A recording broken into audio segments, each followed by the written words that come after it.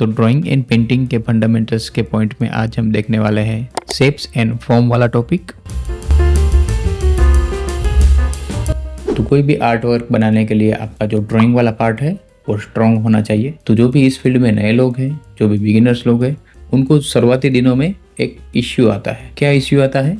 उनको ड्राइंग का पार्ट है उसका बेसिक नॉलेज नहीं होता है, तो उसके कारण वो क्या करते हैं, वो थोड़ा थोड़ा ड्राइंग का पार्ट कर लेते हैं जैसे तैसे करके, लेकिन जो कलर वाला पार्ट है, जो भी डिटेलिंग वाला पार्ट है, वो उनको अच्छी तरीके से आता है। तो वो पार्ट में वो ज़्यादा एफर्ट और टाइम देते हैं। लेकिन उसमें क्या होता है, वो जो ड्राइंग वाला पार्ट है वो उनका वीक रहता है। जिस जगह पे आप लाइव पेंटिंग बनाने जाएंगे या फिर लाइव ड्राइंग बनाने जाएंगे, लाइव स्केचिंग करने जाएंगे, तब वो ड्राइंग वाला पार्ट आपका कच्चा होगा, तो आपके काम में भी वो असर दिखेगा।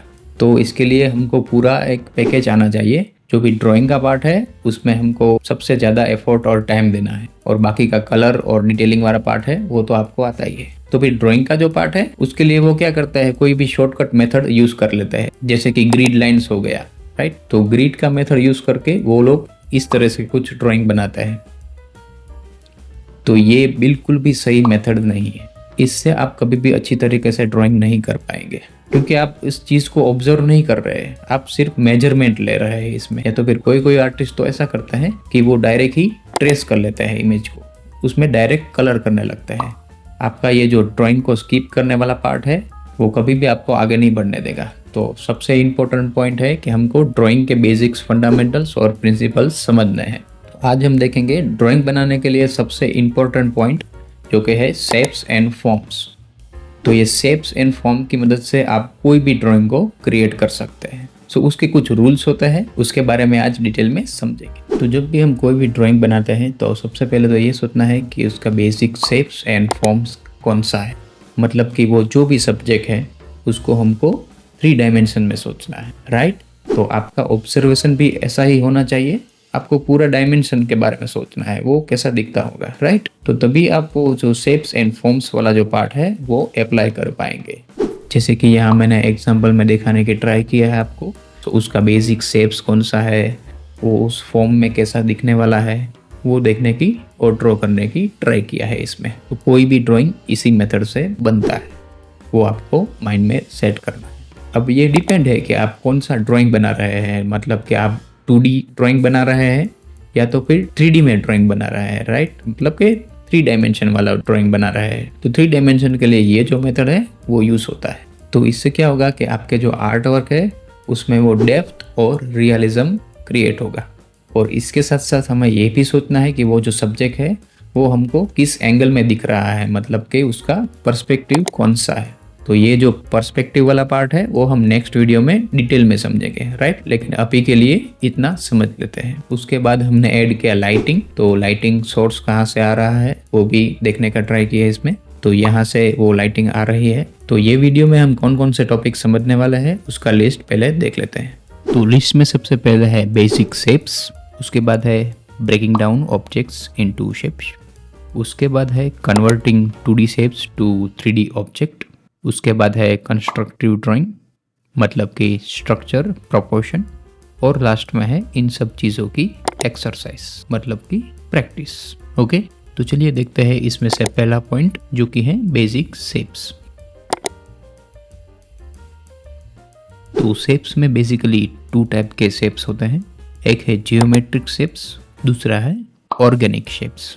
तो जियोमेट्रिक शेप्स जैसे कि सर्कल, ट्रायंगल, स्क्वायर और दूसरे कई सारे। और ऑर्गेनिक में कुछ नाम नहीं होता है कोई भी शेप्स का, वो अनइवन शेप्स होते हैं, मतलब कि रैंडम कोई भी शेप्स हो सकता है। तो जियोमेट्रिक शेप्स वो मैन मेड होते हैं, मतलब कि इंसान ने बनाए हुए शेप्स है वो। सो वो काफ़ी प्रिसाइज होते हैं और सिमेट्रिकल लुक देते हैं। और जो ऑर्गेनिक शेप्स है वो हमको नेचर में ज़्यादा देखने को मिलता है, जैसे कि पत्थर हो गया, लीफ हो गया, क्लाउड हो गया, राइट। तो उसका कोई पर्टिकुलर शेप्स नहीं होता है, वो कोई भी फॉर्म और शेप्स में हो सकता है। और नेचर के सिवा भी कई सारी चीज़ें होती है जिसमें ये शेप्स हमको देखने को मिलता है, राइट। ये 2 शेप्स को कंबाइन करके हमको इसको ड्राइंग में यूज़ करना है। और इसमें से जो जियोमेट्रिक शेप्स है उसके कुछ मीनिंग के लिए भी प्रेजेंट कर सकते हैं। उसका डिस्कशन हम डिटेल में आगे दूसरे वीडियो में करेंगे।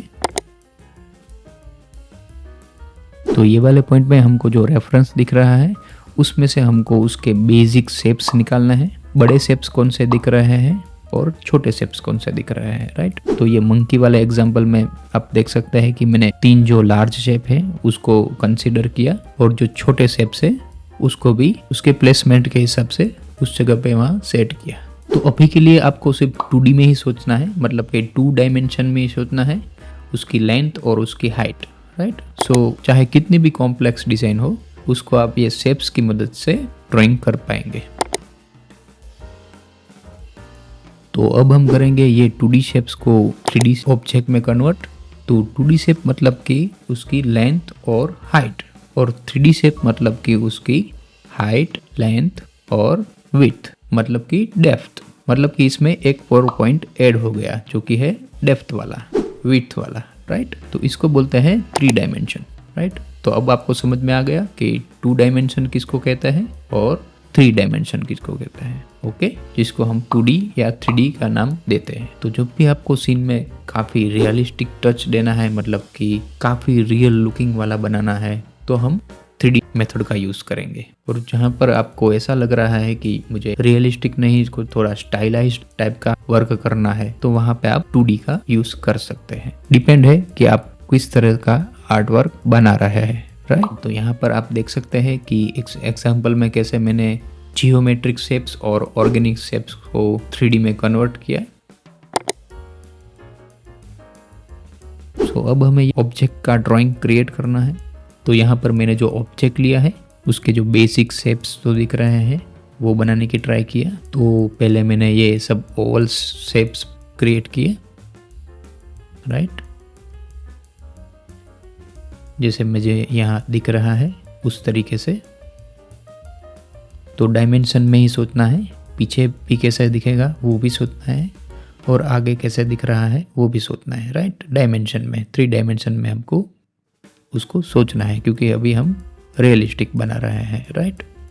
उसके बाद हम उसमें फॉर्म ऐड करेंगे, उसमें उसका जो प्रोपोर्शन है उस हिसाब से मैनिपुलेशंस करेंगे, मतलब कि उसकी अलाइनमेंट को एडजस्ट करेंगे, राइट। और जो लाइट सोर्स है इस ऑब्जेक्ट के ऊपर जो लाइट आ रही है उसका भी मैंने थोड़ा इसमें एक्सप्लेन किया आपको। सो इस तरीके से हम प्रोपोर्शन और मेजरिंग करके कोई भी ड्राइंग को क्रिएट कर सकते हैं और बाद में आप उसको कलर या तो फिर स्केच फॉर्म में, जो भी फॉर्म में दिखाना है वो दिखा सकते हैं।